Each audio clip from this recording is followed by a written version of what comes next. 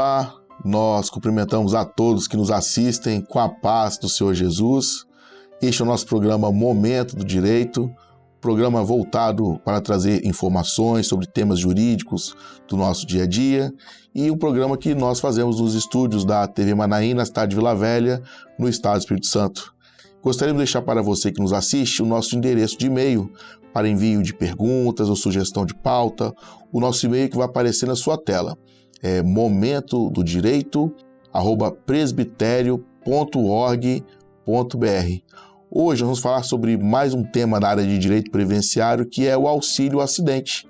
E para falar sobre esse tema, nós convidamos hoje a doutora Bruna Ewald, advogada especialista em direito previdenciário. Doutora Bruna, seja muito bem-vinda ao nosso programa. Muito prazer, Rodrigo. Estou muito alegre de estar aqui hoje para falar sobre esse assunto que às vezes muita gente desconhece e é tão importante para a sociedade. Não, perfeito. Hoje nós vamos tirar todas as dúvidas sobre isso. Doutora Bruna, fala para nós o que é o auxílio acidente e qual a finalidade dentro da Previdência Social. O auxílio acidente ele é um benefício previdenciário, ele tem uma natureza indenizatória e ele é destinado para todas aquelas pessoas que sofreram um acidente. E aí, quando a gente fala de acidente, não necessariamente é o acidente de trabalho, ou também desenvolver uma doença profissional, que a gente conhece como doença ocupacional. E ele vem como uma forma de indenizar aquela pessoa que ela teve uma redução da sua capacidade laborativa. Então, aquele acidente ou aquela doença profissional é uma sequela definitiva e aquilo reduz ela de desenvolver a sua profissão que ela exercia à época do acidente de uma forma máxima, digamos assim, em sua plenitude. Ela até consegue desenvolver, mas ela desenvolve com alguma limitação. Uma redução, ou às vezes ela nem consegue desenvolver. Mas ainda que seja uma redução mínima que seja, ela teria direito sim ao auxílio acidente. Justamente porque entende-se que, como ela teria essa redução, haveria também a redução no seu valor de remuneração. Claro. E aí o auxílio acidente ele vem como uma forma de compensar, equilibrar, né? Exatamente, compensatório. Ah, perfeito. E quais são as situações que podem gerar o direito ao auxílio acidente? São acidentes físicos ou também as doenças ocupacionais? Então, pode ser acidente físico, que é aquele acidente, que de repente você está em casa e subiu na escada e caiu, que a gente conhece como queda de própria altura. Sim. Isso é um acidente. Ou pode ser também um acidente desenvolvido na sua atividade, que é o acidente, a doença profissional, como a LER, por exemplo, que é pelos movimentos repetitivos. Digamos assim, a gente já teve que lidar com situação, por exemplo, que a pessoa ela sofreu foi alvejada por arma de fogo. Isso também e ficou com uma sequela. Isso também é caracterizado como um acidente. Doutora Bruna, quais são os segurados que têm direito a esse benefício? Ele alcança os trabalhadores formais e também alcança os contribuintes individuais ou outros segurados? Isso é uma dúvida muito comum. O auxílio acidente, ele é destinado para os segurados empregados, envolve aí também o empregado doméstico, os trabalhadores avulsos, os segurados especiais, que é aquele trabalhador rural que não contribui muitas vezes. Então, assim, é mais fácil a gente ir pela linha de quais segurados não têm direito. Não tem direito, Seria mais fácil, para a gente entender. Então, assim, hoje, o contribuinte individual, que é aquele autônomo, aquele que paga o INSS por conta própria, ele não teria direito. Não tem direito? Não tem direito ao auxílio acidente. E o contribuinte facultativo também não tem direito. Esses dois contribuintes não teriam direito ao auxílio acidente, Não teriam direito ao auxílio acidente, que é um tipo de benefício, né? Porque às vezes as pessoas confundem auxílio acidente com auxílio doença acidentária. Exatamente. Essa, inclusive, até seria a nossa próxima pergunta, né? A diferença entre o auxílio doença acidentária e o auxílio acidente, né? Quais seriam as distinções, né, desses dois benefícios? Sim, então, o auxílio acidente, que é o que a gente está falando aqui hoje, quais são os requisitos para você alcançar esse benefício? É justamente aquela pessoa que sofreu um acidente, e aí não importa a natureza desse acidente, se foi acidente de trabalho, ou se foi um acidente, por exemplo, de trânsito, em casa, qualquer natureza, né, doença profissional, e que ela tenha ficado com uma sequela definitiva. Correto. E aí o termo definitivo, ele é literal. Ela é uma sequela definitiva. Definitiva, né? A pessoa perdeu ali uma parte da sua capacidade de trabalho, né? Exatamente, ela teve aquela redução. Já o auxílio doença acidentário, não. Ele é um benefício por incapacidade, que é aquele que a gente conhece, o comum, que a pessoa ela está incapaz e de forma temporária. Então aí existe a diferença no quesito tempo e no quesito sequela, porque o benefício por incapacidade de natureza acidentária, a pessoa realmente ela não tem condição de trabalhar. Ela está ali fazendo tratamento até ela melhorar para conseguir retornar ao trabalho. Já o auxílio acidente, a pessoa ela pode desenvolver o trabalho, só que ela desenvolve de uma forma reduzida. E uma dúvida que é frequente também você tem que necessariamente auferir ou pedir primeiro o auxílio doença para depois requerer o auxílio acidente? Não necessariamente, já tem alguns casos que as pessoas não pedem, geralmente as pessoas pedem porque elas sofrem aquele acidente e aí elas ficam incapazes, fazem tratamento, mas mesmo diante do tratamento, elas permanecem com a sequela definitiva. E aí, nesses casos, digamos assim, que a pessoa pediu auxílio doença e aí o benefício foi cessado no INSS ou ela pediu prorrogação, o INSS ele não prorrogou o benefício, muitas vezes ela desconhece o auxílio acidente e aí ela acaba não pedindo. E aí, o que acontece? O INSS deixa de implementar esse auxílio acidente. E aí, ela só vai descobrir que ela teria direito, por exemplo, anos depois que ela teria direito àquele auxílio acidente, porque ela ficou com uma sequela, o benefício que ela recebeu antes para tratamento foi cessado e ela não pediu. E aí, qual que seria a obrigação do INSS nesses casos? Seria implementar o auxílio acidente desde a cessação do auxílio doença. Correto. Esse é o entendimento, inclusive, já do Superior Tribunal de Justiça, do STJ. Se eu não me engano, é o tema 684, agora eu não tenho certeza.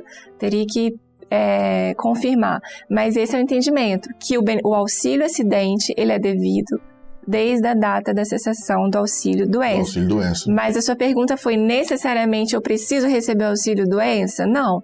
Às vezes a pessoa não pediu, né? E ela pode pedir auxílio acidente depois. O que eu preciso ter, além desses requisitos que a gente falou no início, que é a sequela definitiva, que é a redução de capacidade para o trabalho, que ela exercia à época do acidente. Então, por exemplo, se você era enfermeiro, e aí você sofreu um acidente que você perdeu sua redução de força no braço. O braço você precisa estar ali para desenvolver sua profissão.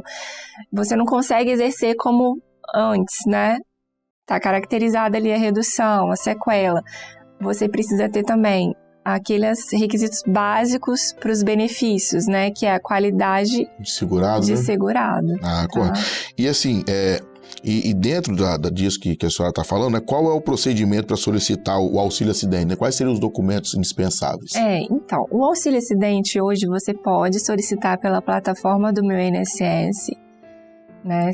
Você pode ir lá, aquela lupinha que tem lá no aplicativo e buscar auxílio acidente, lá já vai aparecer o benefício. E geralmente, quais são os documentos hábeis que você precisa apresentar, né, para comprovação?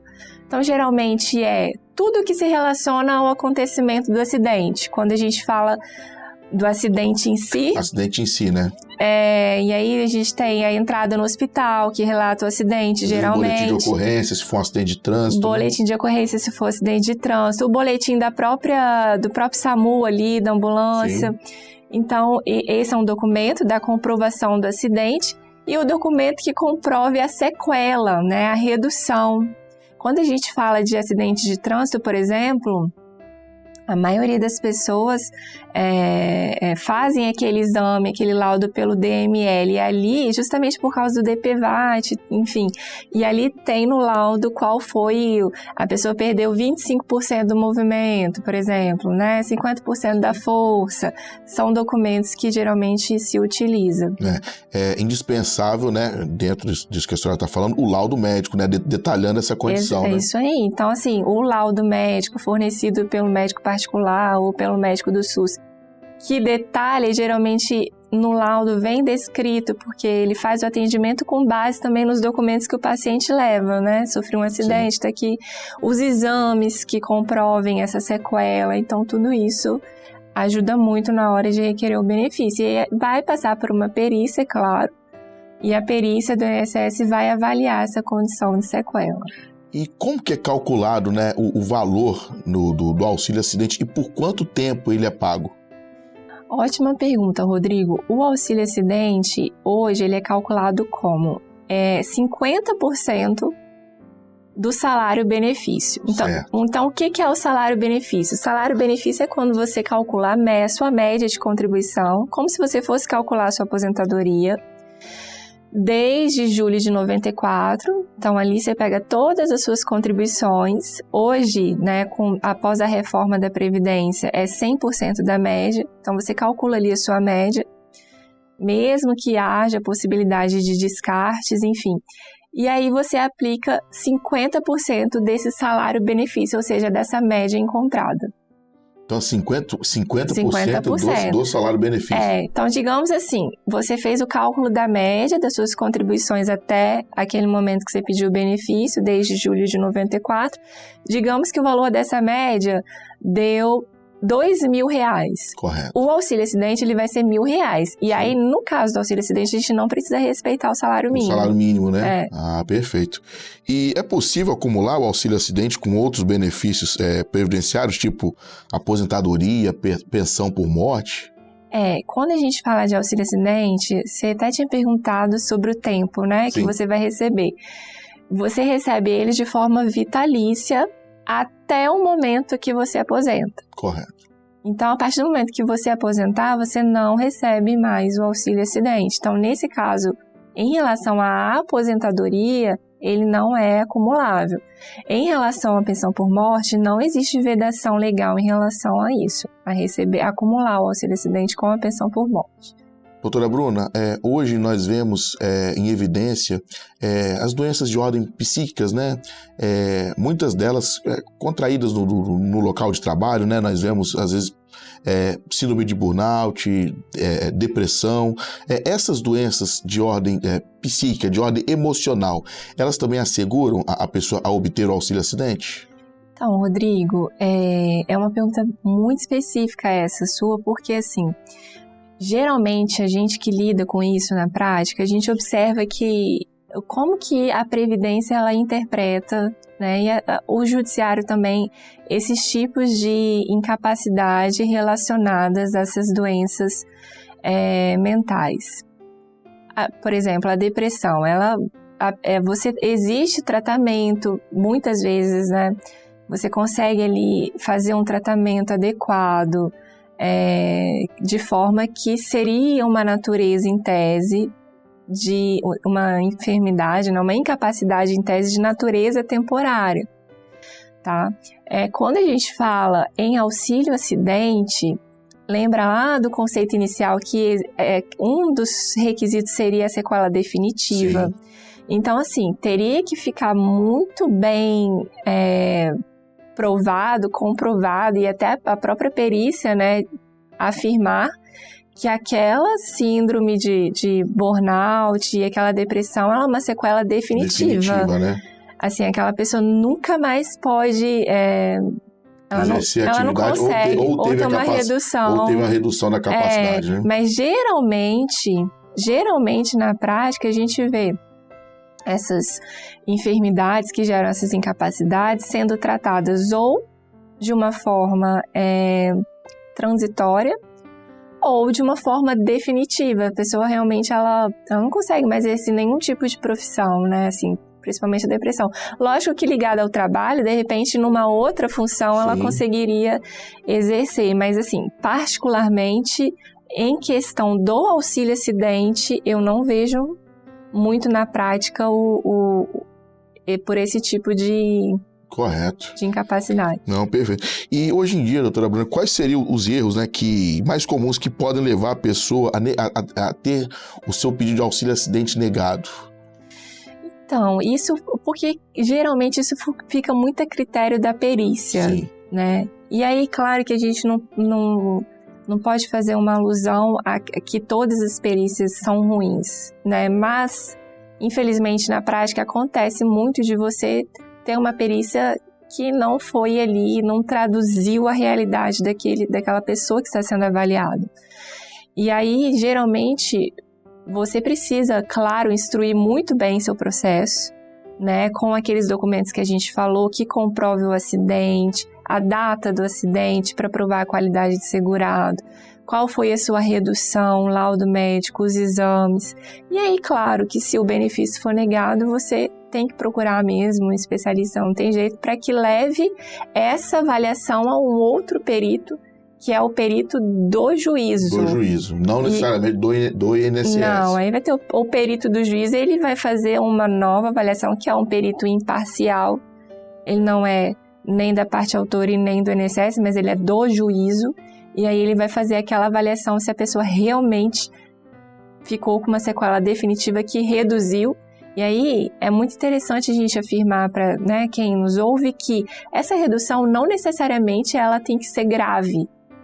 Reduziu a sua incapacidade, minimamente que seja para exercer a sua função de forma natural e de forma... A pessoa faz jus, né? Ela faria jus porque ela perdeu até a sua competitividade de mercado, se você for pensar, sim, por essa linha. Digamos que essa pessoa ela foi demitida depois de um tempo, ela tem uma redução, ela não vai conseguir achar uma vaga de emprego como as outras pessoas naquela área que ela exercia.